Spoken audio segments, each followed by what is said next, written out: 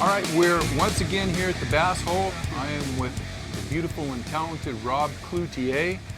We're going to be talking about the transition period from summer to fall to winter. We're going to go over what triggers this transition as far as the bass concerned. We're also going to talk about not only the baits and the techniques, but some of the things that you should have on your deck now, Rob. And I want you to talk about some of the things that can stay on your deck through winter, some of the things that you may have to put away and replace them with other techniques or baits. But to get started, let's talk about what triggers this transition and give some people some ideas on when they should start thinking about changing. So right now we're late summer, I guess that's what you call September. 75-degree water temps. 3 to 6 feet visibility depending on where you are. Days are getting shorter, nights are starting to cool off. What's going to trigger this fall to winter bite? What should we be looking for? Well, as you just mentioned all that stuff right now, we're already starting that transition right now, right? We went from 83 to 75 water temps, and sometimes it'll go down. I think the other day I saw 72, crept up to 74. With these colder nights coming in, it's going to bring the shad spawn in. There's these other little fish. They're about yay long. They're like a clearish, translucent color. Like a glass minnow. Yeah, they seem to be all over this river system. The shad are moving in right there. That's the telltale signs that we're transitioning into fall. When I'm coming back at the nighttime sunset, I'm looking at the waterways and it's just everywhere. I'm talking like it's raining shad out there. And that to me is telling me that, hey, that fall bite's coming. These fish are really keying in on more of a bait fish pattern now versus that craw bluegill pattern, that late summer, midsummer pattern, right? So now we're moving into that winter or fall winter bite. It's starting to transition now. So you're saying primarily water temperatures as they drop, say, into the 60s, that's going to really kick that bite in? 60s is kind of low. You know, the low 60s. I'm looking for more that 68, 67. That these fish are really going to be like, hey, it's getting cold. We need to put on the feed bags. Let's just eat until we can't eat no more. And they're really going to just start filling up, getting ready for that winter time right now. Okay, before we get into the baits, one other quick thing. You talked about all the shad and these little glass minnows. Are we going to be looking at changing colors from summer colors to winter colors? And the bait sizes, I noticed you just said, you know, these little baits. The baits get smaller. Are you changing the size of your baits and the colors as we go through this transition? Yes, you know, typically I'm in the summer, midsummer, late summer almost till now, I'm throwing that bluegill pattern, that crawdad pattern. I'm not really throwing that baitfish pattern. But now I'm starting to transition where I switch everything over to a white or an off-white color. I still will throw that bluegill pattern on some of my topwater stuff. They do still want to eat those bluegill. It's a big meal, so don't be scared to throw that bluegill pattern still. Don't stick with straight bait fish stuff. If it's not working for you, kind of mess around with those fish where you're at and see what they're eating. How about topwaters? Are you going to remain with the topwaters until the temperature gets to a certain degree, or are you going to let the fish tell you, hey, they're just not hitting the topwater anymore? You know, I'll throw topwater till they're not hitting it no more, right? Which is when they're not going to be as shallow, when they get those real cold fronts. Late December, depends on the rain that we get, stuff like that. Okay, that far into the winter before you'll wean yourself off of. Oh yeah. Now, do you change the cadence of your topper? Do you fish them slower? Do you still fish the buzz baits, the ploppers, or do you go to like walking baits and other baits? I typically stick with a frog, just because I can slow it down and keep it in that position. Or a Rico. I throw the Rico a lot out here on the river, but I typically like that frog. Just because it just stays in that zone way longer, and you can slow it down. And 90% of the time, if you don't even move it, they smoke it. You know, cool. They don't want it moving. So with that, let's talk about some of the baits that you have on the deck right now, and that you're fishing, and that you're going to carry into the next couple months. And I really want you to talk about some jerkbaits, because I've had a really good summer, fall jerkbait fish, and that's something that's generally considered a winter bait out here. I want you to talk to me about any new jerkbaits that you might have that I don't, you know, I've got the Vision 110, I've got the Stunnas, if you got something new that I need to try, I want you to make sure you talk about a jerk bait. Well, I've got one for you right here. Oh, right there, okay. So this is a new one from Whiplash Factory right here. It almost looks like a Lucky Craft. I like the colors these guys came out with. It resembles that silver fish that I'm talking about that I see right there. This That color in particular? This color in particular, the prism one, this one looks just like it, as well as this guy right here. These guys just came, I brought these guys in, they're from Japan. Some other guys might be carrying them here, but I've got a bunch of them in the shop right now. They make a cool bait, your standard rip bait, cool colors. They work really well, come with good hooks off the bat versus your 110. But again, I like those colors. Now, what's the depth range for these guys? This one's running you real shallow right here. This guy's like a 1 to 3, so he's not going to go that much. This other one, this guy's going to run you a little bit deeper, a little bit bigger. I think this guy would be a real good hit for the striper as well as the bass right there. And it looks like they have oversized hooks on it. Yep, and they come with galvies right off the bat, which is a cool feature to these guys. You don't have to switch the hooks out. The O-ring, the snap rings are good.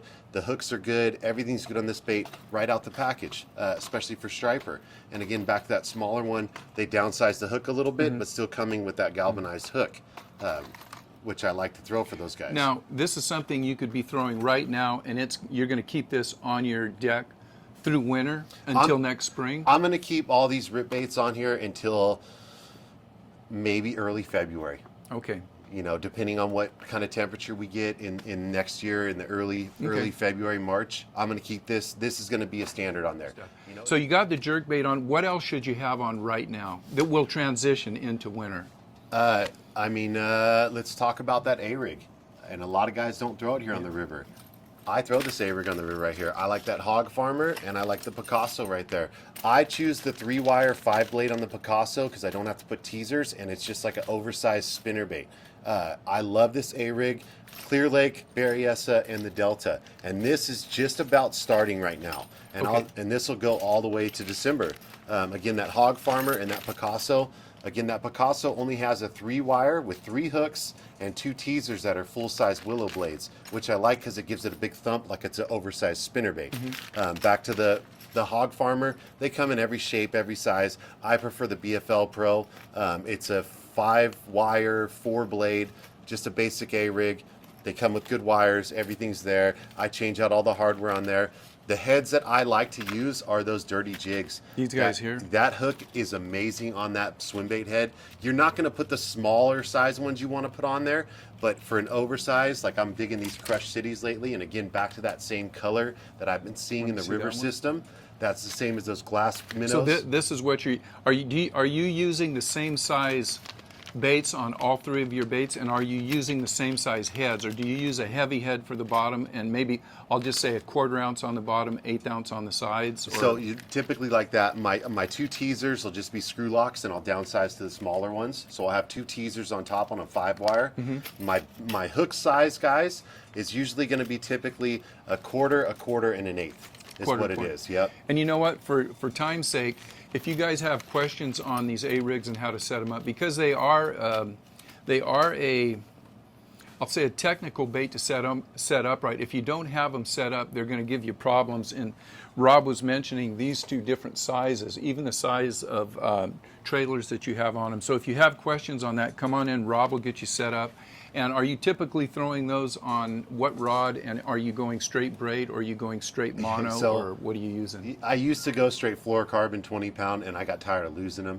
Right? I mean, losing them, getting stuck in rocks and stuff like that, and I'd snap off. Right? So now I'm back at it with them. I'm throwing 50-pound braid on these guys. Straight braid. Straight braid. I'm throwing that Alabama rig.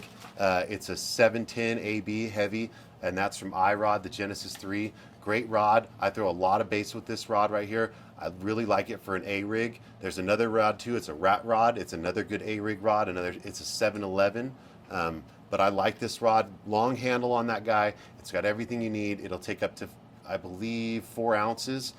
So you can really weight it up and get it going. A great rod. Wake baits, A-rigs, everything else, it hucks them. It gets them really going. Glide baits. I throw glide baits on this guy just because it's a smaller rod. But I do like that rod right there. Again, iRod Genesis 3 Bama Rig Special. All right, so the next bait we're going to talk about today is crankbaits, right? Another fall, early winter late summer, fall, early winter Hold transition on, Rob. right here. You and I are touching each other. We both have short pants on. I don't like to be touching Rob so much. Let me get. You're the one that's getting closer, but I ain't moved. Give him okay? back just a little bit. All right, let's go with crankbaits here. All right, crankbaits right here. That ATV, right? Bill Lewis right there. Awesome crankbait, covers water, good hooks, great colors right off the bat. I really like that guy. I like that 1.0 right now. I will throw the 1.5. Take a look at that. I'll go back and forth between a couple different sizes. This little guy. That little guy. Is that for right now, or are you going to transition into this bait into winter? That is right now. That bait's going to stay on my. I'm going to have probably 2 or 3 crankbaits on my deck all the way until mid-December, late December. I will be throwing that guy right there. And if you guys don't use this, I want to hold this up, and I'll just put my finger underneath there. That thing's only about an inch and a half long. Yep. I usually don't throw crankbaits this size, but I know if you're matching the hatch, this is what's out there. Do you catch big fish on this? Oh yeah. Oh, yeah. Okay, so that is the ATV Bill Lewis. Yep. All right. And I'll burn that bad boy down the rocks. I'll burn it over grass on a high tide. Because it's not going to go down too deep, right? It's going to go 2 to 4. So on a high tide, on a big flat, when these fish are coming up there to feed, this guy makes excellent work over that cover, gets it out there, gets it going, bumps the grass, triggers a bite. That guy's really awesome right there. Straight mono? 15-pound fluorocarbon on that guy right there. Mm-hmm. And I throw a 763 in the iRod Genesis 3. That's a Crank Launch Junior, or Crank Junior is what that guy is. Great bait, or great rod. Does everything I need to do. I will also throw it on the Gabe's Rip Wrap Special. It's like a 7-1 rod, medium heavy, just because it's a little bit shorter and it allows me to do a little tighter cast as I'm fishing next to toolies and everything like that. Are you changing out the hooks on that? No, that bad boy is good to go right out the package. Speaking of which, right there, everybody knows this, the Speed Trap. This crankbait right here is an awesome crankbait. You will change these hooks out. It comes out with those bronze hooks on there. I don't really specifically like them, so I change the hooks out on this guy and I go like for like. I believe these are number 4s on there, and I do the 3Xs on there. I do a 3X in the back and I might do a 1X on the front. Okay. Will not change the buoyancy of this guy or anything like that. It's still going to run true. Awesome bait, the Speed Trap. From my understanding, I believe these guys are going out of business. I believe Speed Trap is going to be done. So if you guys like these crankbaits, get them now because they'll be on eBay for 40, 50 bucks each in about a year when they go out. Just a rumor I've heard. I don't know if it's true, but if you guys like that Speed Trap, stock up. I have a bunch of them in here. Get them while you can. So we've talked about jerkbaits, some crankbaits, A-rigs. These are things that we can use right now and just keep them on right through winter. Yeah, typically they're going to stay on the deck, like I said, again with that worm, the crankbait, the A-rig. I guess a chatterbait would be in that same Yeah, jackhammer. the chatterbait's going to kind of die off. It's In gonna, the winter? Yeah, Okay. in my opinion, everybody's different, but in my opinion, I will stop fishing that guy maybe late November is when I'll stop really ripping that guy around. What are other baits that you might be setting down as we get into the winter?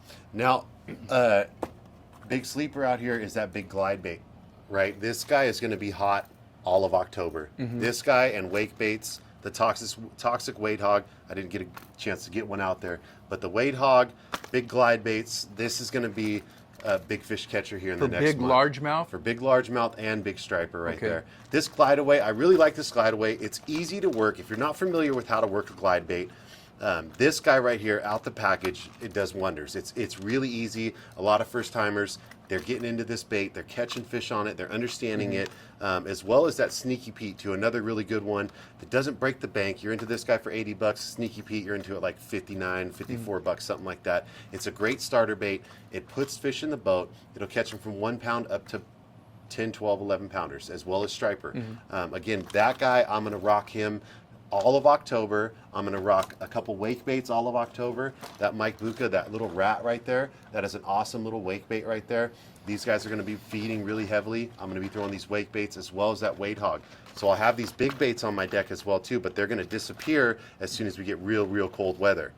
And one thing that I would suggest again, if you are new to wake bait fishing or big bait fishing, glide bait fishing, come in and talk to Rob, because the rods that, the sizes and the weights of the baits changes dramatically and the rods change, the way you set them up changes. Rob will make sure that you get the right bait for your style of fishing so that you don't have to go out and buy maybe a new swim bait rod. You know, you can throw some of these on standard 7'2" medium heavy stuff that yeah. That back to that Bama rig special here from iRod, that 710.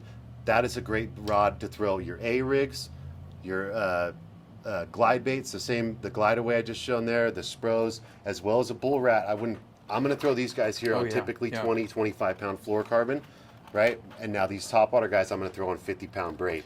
So I will have a separate rod for these guys. And Rob, you know, let's do another video on swim baits, because I've got some questions for you. You're throwing those on fluorocarbon and straight mono.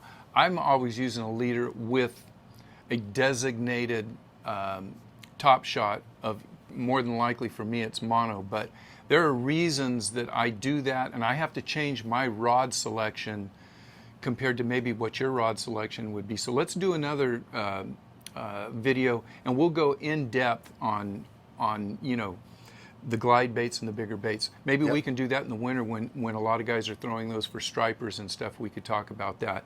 So we've covered quite a few baits that we're using right now. As that water starts to drop down 65 in there, what are some of the baits you definitely want to have on your deck that you may not have on your deck right now? We'll get into it right here. Flashy swimmer, this is the Breedy. I like the Breedy blade.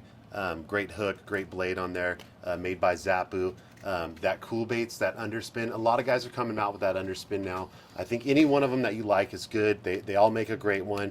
The Owner Beast hook, the Flashy swimmer, all great hooks, great ways to get set up. It doesn't have to be these ones specifically. We have the new G-Rat. These are the 4-inch weedless right here. I'm pairing these guys up. They just came out. I had some last fall from Garrett. He had the demos out, and we were throwing them. We were catching really good fish.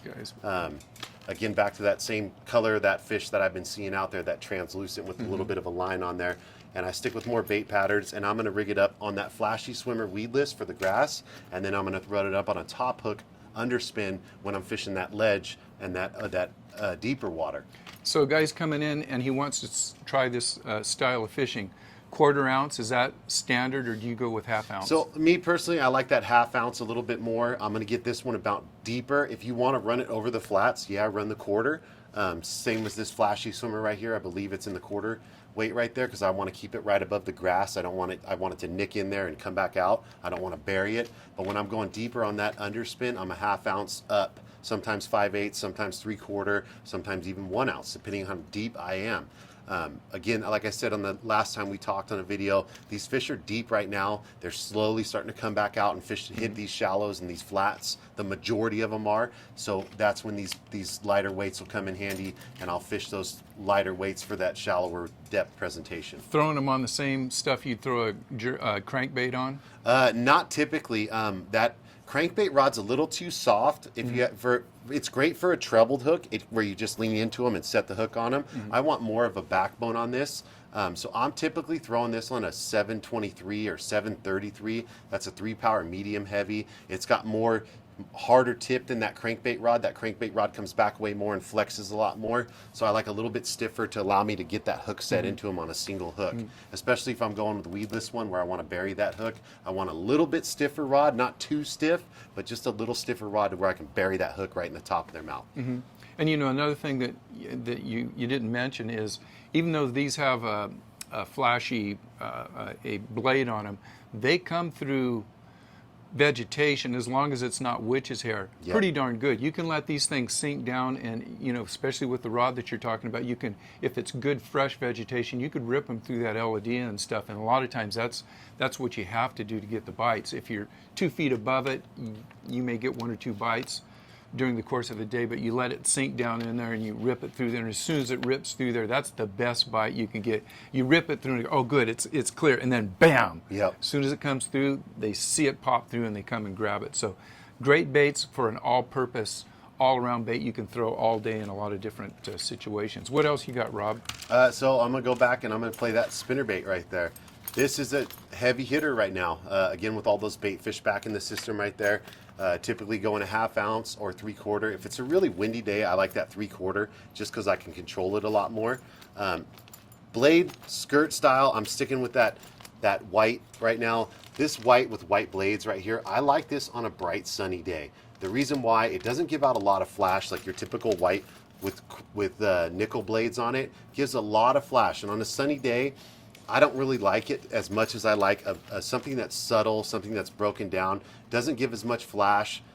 It looks more natural to me and to the fish, and I go with something with white blades on a real sunny day. If it's overcast or super early mornings, low light levels, I'm throwing the one with the flash. It's not giving off that huge flash, but it's still giving off a little bit, and I really like it. And I'm going back and forth between the nickel blades. I might throw a gold one in there if it's a little muddier. I feel like the gold shows a little bit better in muddier water.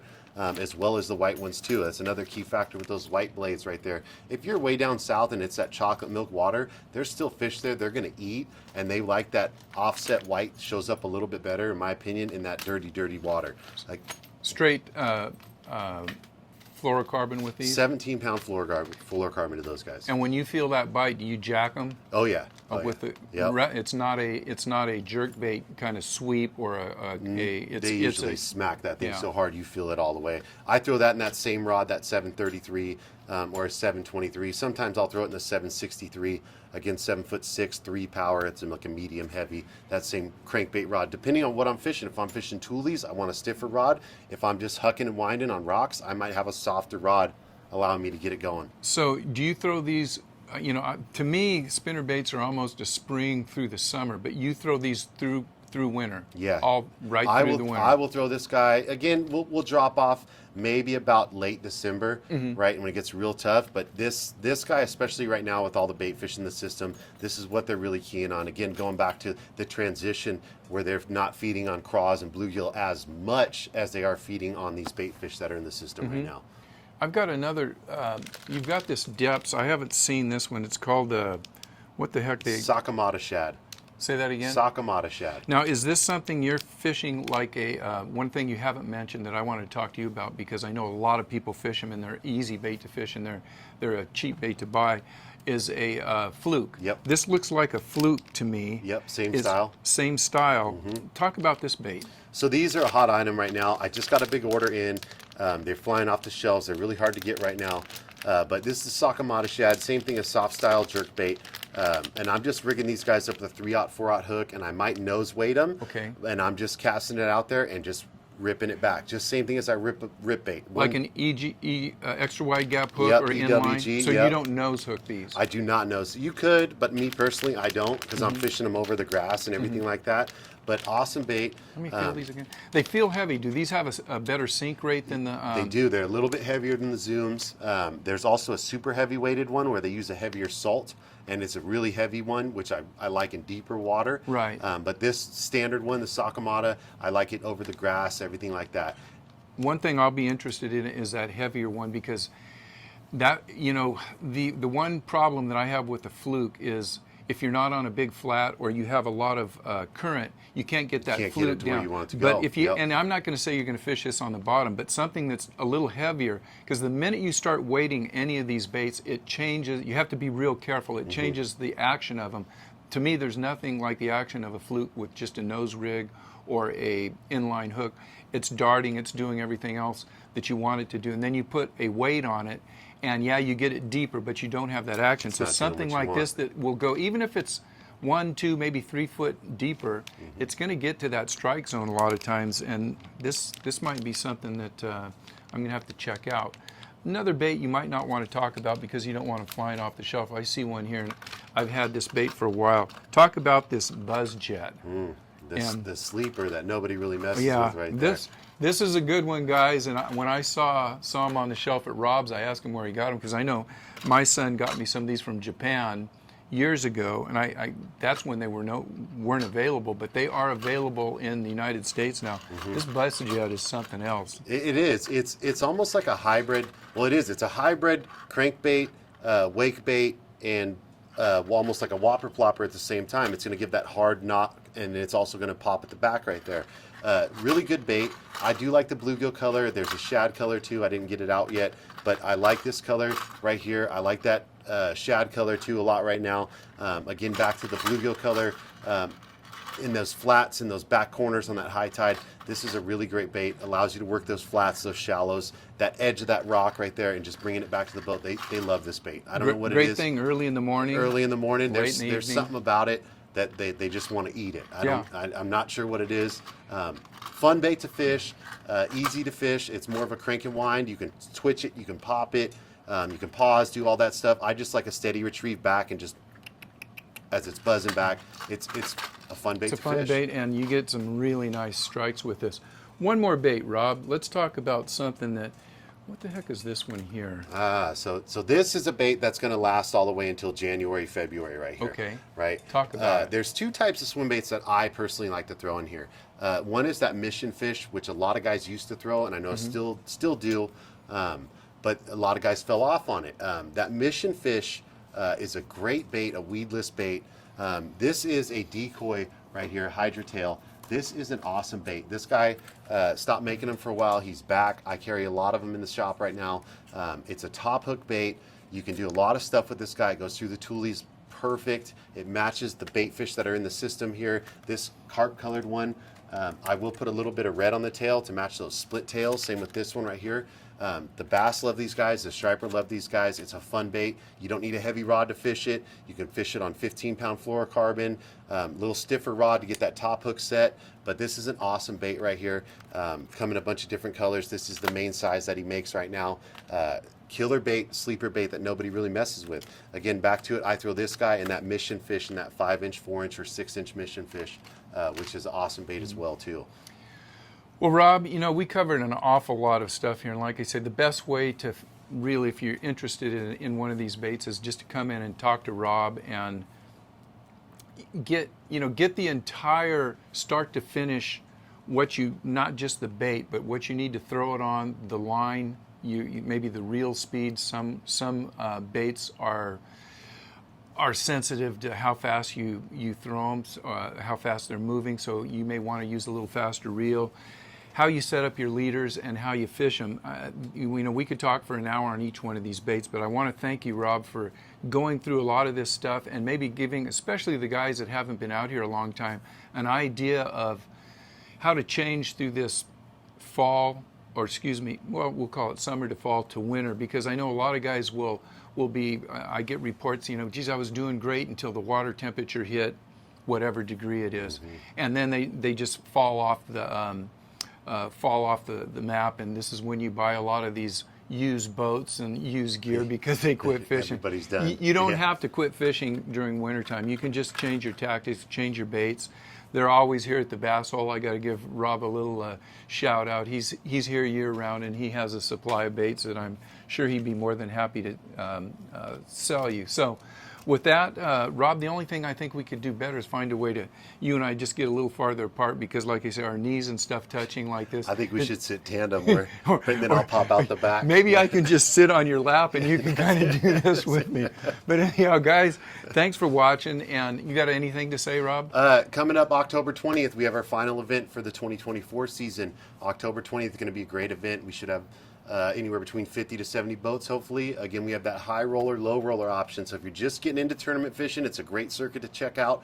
Costs you $100 to get in there. It's fun. We pay out good. We pay out that day. The high roller, for those pros out there, want to come out and fish an event and have nothing going on that Sunday, $200 all in. We pay out the top 3 regardless of the number of entries. So if we make it bigger the payout. Come out and catch some fish. Is that the TOC? That is not the TOC. Okay, so we you did have not two do more a TOC this year. Oh, you're not going to do a no, TOC? No, we did okay. 6 straight opens. So now coming into the 2025 season, we will have a circuit with a TOC, and we will have 4 to 5 opens. One of them is going to be a 2-dayer. One of them is going to be an evening, and then the standard high roller, low roller. So we'll have a team scheduled 6 events with a TOC.